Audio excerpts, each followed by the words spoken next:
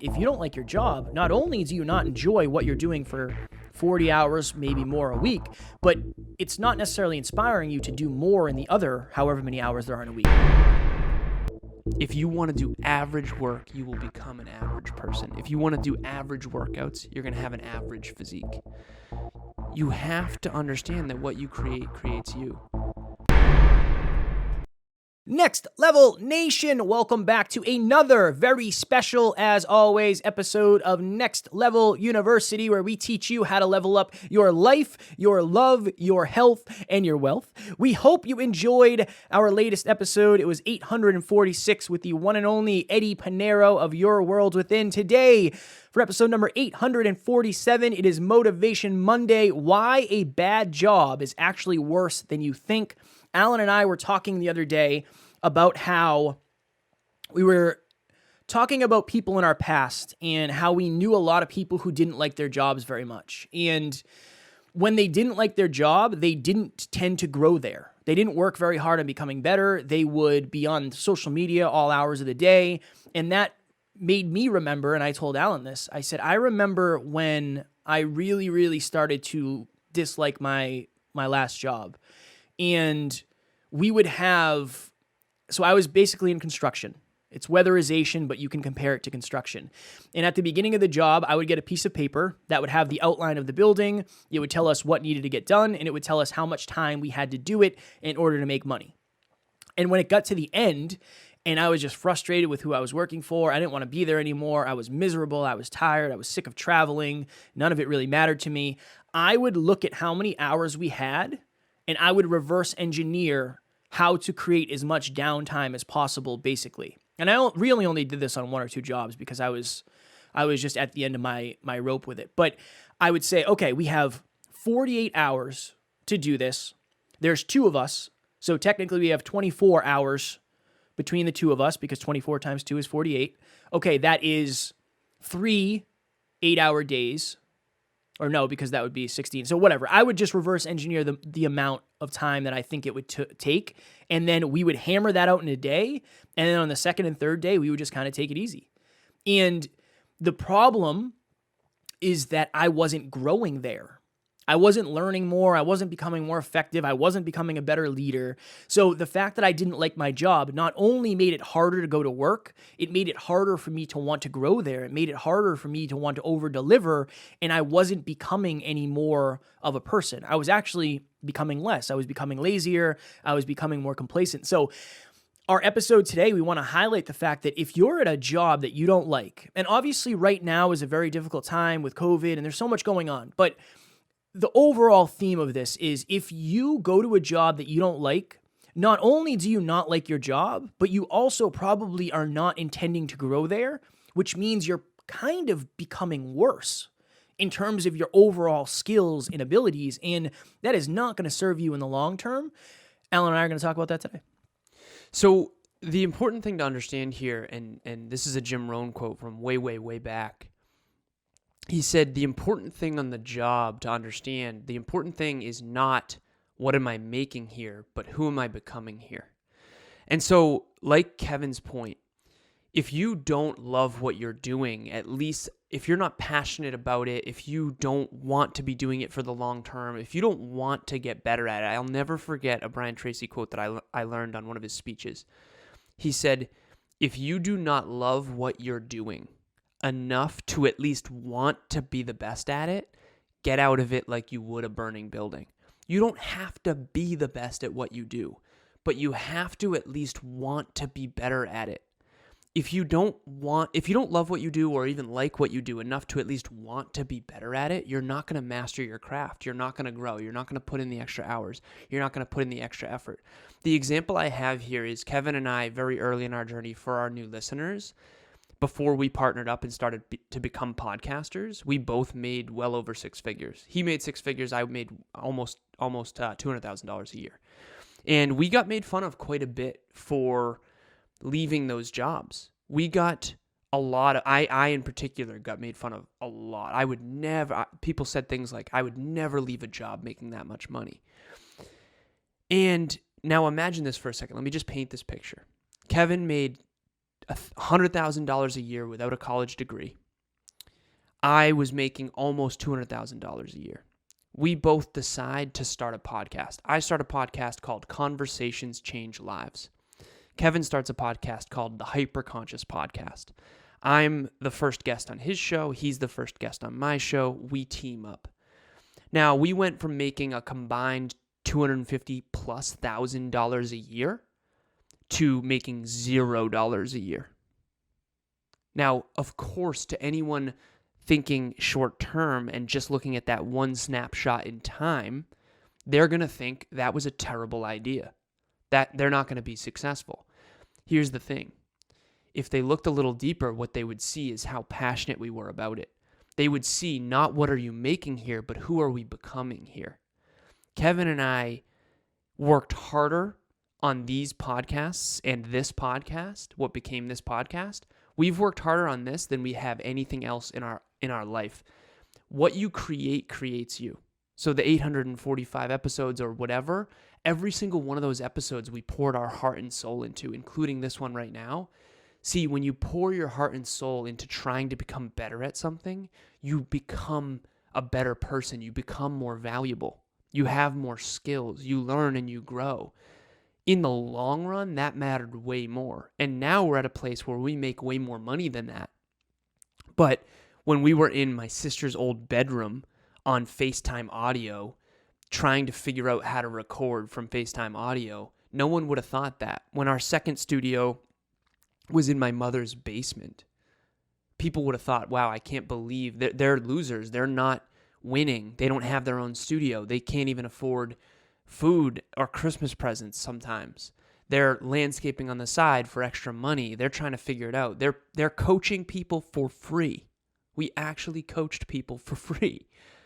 Now I have 20 clients who all pay a significant amount of money every single month to have me coach them, and I'm so blessed. But at one point, I was doing that for free. And then eventually it was $50 a week, right? $50 a week with 2 clients. That's what, $400 a month? 400 times 12 is $4,800 a year. See, if you looked at that first year or that second year or even that third year, you would think Kevin and I are screwed. Kevin and I are not successful. And many people didn't think we were successful. But you would have been looking at the wrong thing. You were looking at the current moment and what we were making rather than what we're saying in this episode, which is you should be looking more at who you're becoming, because in the long run, that's what's going to make the difference. So the title of this is Why a Bad Job is Actually Worse Than You Think. If you are at a job right now that's making a lot of money like Kevin and I were, but you're not passionate about it, you don't care about it, you don't see yourself there in 10, 20, 30, 40 years, you're not maximizing your potential. It's impossible for you to maximize your potential doing something that you don't want to get better at. Okay, so that's the point of this episode. And at one point, we went from 6 figures to absolutely broke to now way beyond 6 figures. And it's really important to understand that if you looked at any one of those snapshots, you would not have seen the whole picture. I remember when Alan and I were going to the studio together, there was a lot of work going on because the studio was in an old mill building, and there was a lot of other old mill buildings around, and they were getting renovated. There was a lot of things happening. And I used to drive by a group of people sitting in National Grid trucks. And I don't know if National Grid is across the entire country, but it's an electric company. And they pretty much own the Northeast where we live. I think it's all National Grid. It's the electric company. So I drive by and I would see these people sitting in their trucks just not doing anything. And I remember two things happened. One, I remembered what I thought that would be like. I remember thinking, oh my goodness, that must be so amazing to just sit in a truck they make really good money. I don't know how much they make, but they're probably all making pretty close to 6 figures, 80 to 100,000 is my guess. And I used to think to myself, that must be so amazing to be able to just sit there, because sometimes you can't do the work because the weather or it's raining, whatever it may be, and get paid. But the second part of me, the more aware part, took me back to, that was me too. I had days where I was just sitting there making $100 an hour, and I didn't want to be there. I didn't care about the money. If you don't take pride in what you do, you're not going to care about much else regarding your regarding your job. When Taryn and I moved, we hired movers. And this is a wonderful lesson, and this was an important lesson for me. There was 2 kids. They were both probably, I think they were like 18 and 21. One of the kids was unreasonably hardworking, quite literally carrying twice as much as the other person. Running, I'm not even kidding, running up and down the stairs, running with 80-pound bags. Kid was jacked. He was jacked. And the other one kept taking breaks, and he was complaining. And I asked the kid who was, quote-unquote, overperforming, I said, do you enjoy this? He's like, hell yeah, man. I get paid to work out. It's awesome. And I asked the other kid, and he's like, no, man, I don't want to do this. This isn't what I want to do. This is just something in the meantime. Again, we've all worked jobs we didn't want to do. But this is my point. I literally told the hardworking one, I said, honestly, man, if you were in a different point in life and you didn't have the things that you wanted to do, I would hire somebody like you because you're unreasonably hardworking and you aren't thinking about what am I getting here? You're thinking about what am I becoming? I like it because I get paid to work out. And I left them a really nice tip. I wish all of it could have gone to the one who was really grinding it out because the other one wasn't super productive. But, he went above and beyond, and that's because he took pride in his job. The other person didn't enjoy his job. That actually made it worse for him. And that's the point of this episode is if you take pride in what you do, you're going to take pride in who you're becoming. If you don't take pride in what you do, you're not going to take pride in who you're becoming because you're not going to be stretching yourself to become more. This is going to be a little bit of a longer Motivational Monday, but I got to tell this story, Kev, real quick. Sure. Emilia and I were in Subway. It's down the street, and we were in Subway, I believe, Monday of this week. And we were going before the gym. We got like 6 subs because we wanted to put them in the fridge for the week. And it's closing at 8. I think we came in at 7. And the kid who was working there was very upset. He's like, we have closing procedures. From now on, can you just make sure you call ahead? And in my head, it was like, we're a full hour before it says that this place is supposed to close. And by the way, I know the owners. And they typically don't close until actually 8 o'clock because I've been there many times. This young kid, literally, the phone was ringing while we got subs. He asked, how many subs do you want? And we said 6. And he was like, immediately like, oh God, 6 subs? First of all, I'm here for subs. Yes, I would like 6 of those, please, right? And again, he's just a kid and he doesn't like his job. He doesn't like his job. I get it. The phone rings while he's doing the 6 subs, and he's being very entitled and impolite, to be honest, to Emilia and I. And being impolite to me is one thing, but being impolite to Emilia is going to make me very upset. So he's frustrated, and he's like, honestly, I would normally pick that phone up, but I'm not going to pick that up. I got 6 subs. I got to do 6 subs, so I'm not going to pick up the phone. And in my head, he was like kind of joking, and he thought we'd joke with him. And it's like, in my head, it's like, whoever is the business owner of this should fire you immediately, honestly. Because this is Subway, and they need this income. Like, I see the whole P&L, profit and loss statement in my head, right? And so, anyways, after this whole long endeavor of the 6 subs and him being very entitled and very impolite, he actually got frustrated because he's like, did you guys just kiss?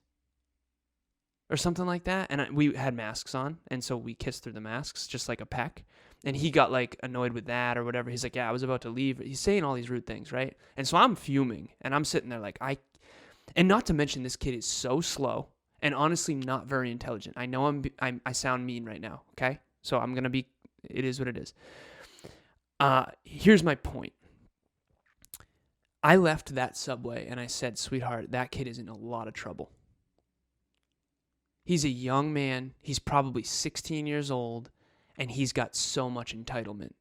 There are people in the globe that would kill for a job like that. There are people averaging $2 a day that would love to make minimum wage in this country. This is something that is so important for everyone out there listening to understand. If you're 16 years old and you're getting paid $11 an hour or whatever it is to make subs, you need to be appreciative. I made $7 an hour when I was 16. $7 an hour was minimum wage when I was 16. I was so grateful for the job. Yes, I was overqualified. Yes, I got straight A's in school. Yes, I was going to one of the best colleges in the world, but I was still grateful for the job because I'm 16. I left that Subway and I said, Emilia, that kid is in a lot of trouble. Something drastically has to shift. I would never hire him in a million years. Business owners are watching. Business owners and employers are watching. Like Kevin said with that kid who wanted to work really hard versus the kid who took it for granted and wasn't grateful for the work, those are two different lives right there. It seems like not a big deal. It's just a young kid who's frustrated that he has to make 6 subs. No, it's the mentality and it's the attitude. And if that mentality stays long term, that kid is in trouble.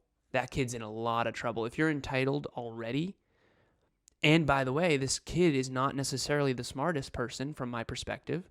So not only are you not that intelligent, but on top of that, you don't have a good attitude, you're in a lot of trouble in the future economy. So my point for all of our listeners is this. It doesn't matter if you're doing a crappy job. Who you are and what you do every day is a reflection on who you are. If you want to do mediocre work, you will become a mediocre person. If you want to do average work, you will become an average person. If you want to do average workouts, you're going to have an average physique. You have to understand that what you create creates you. And Kevin and I pour our heart and soul into our work because it's fulfilling, because it adds value to the listeners, because it adds value to the world, because it all comes back around. And so, yes, I hope this is a wake-up call for anyone out there taking their work for granted. Yeah, maybe you're making less money than you want to make. Yeah, maybe your boss isn't perfect. Maybe your business isn't perfect. But I'm telling you right now, if you're putting in minimal effort, you're becoming a minimal person. And it's not maximizing your potential. And trust me, that's hurting you more than anyone else. When I used to work at a hospital, I was a housekeeper. So I cleaned the stairs. We used to strip and wax floors. I did room cleanings, bathroom cleanings, a bunch of stuff. And when I had to clean the stairs, I literally took a mop, it wasn't even a mop, it was a broom. And I'm not kidding when I say I ran down the stairs. I just went sweep, sweep, boom, sweep, sweep, boom, sweep, sweep, boom. It was my job to get things done as quickly as humanly possible so I could go sleep in one of the conference rooms. So again, I'm very guilty of this, probably more guilty than Alan, but it is what it is, and I want to share. Before we go real quick, what would that mentality have done to your life if you had kept that mentality? It was a bare minimum. It was, how do I do the bare minimum and get away with it? I used to go sleep in the conference room. I'm not kidding. I worked overnights. There was nobody there to watch me. So I would sleep in the conference rooms, and some nights I was in charge, so it didn't matter.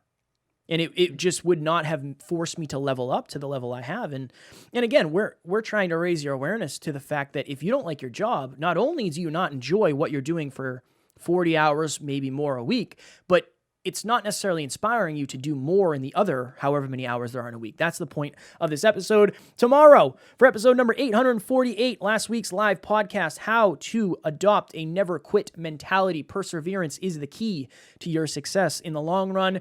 As you know, we have a free course you can find in the show notes. I want to get to know you. Alan wants to get to know you. And I have had the opportunity to connect with a lot of people who have downloaded and gone through the free course. I'm getting a lot of good feedback. I appreciate that so very much. And again, totally free. If you're strapped for money in the new year, this is a great way to be resourceful and get your learning on and up to the next level. Speaking of entitlement in this episode, why a bad job is actually worse than you think, you're going to get out of life what you put in. And group 6, in group coaching, we're about to graduate our 5th group by the end of 2 more months. And I want everyone to understand that you're going to get out of it what you put in. The people that take group coaching the most seriously, the people that pay attention. One of the reasons why a lot of people don't achieve their goals is because of what we talked about on this episode. But with group 6, if you want to be in on that, one of the reasons we close it off to only 10 people is because we want only the people who are going to take it really seriously. If we had a group of 10 people who didn't really want to do this, who didn't really want to achieve their goals, who didn't really want to be there, it wasn't going to be nearly as valuable. So only 10 people. There's a waiting list, 5 people on it already. If you want to be on that waiting list, please reach out to myself or Kevin immediately. We are going to fill that long before it starts. We intend on that, so please get on that list as soon as possible. Next Level Nation, as always, we appreciate you, grateful for each and every one of you, couldn't do it without you. And at Next Level University, we do not have fans, we have family. We will talk to you all tomorrow. Please reach out.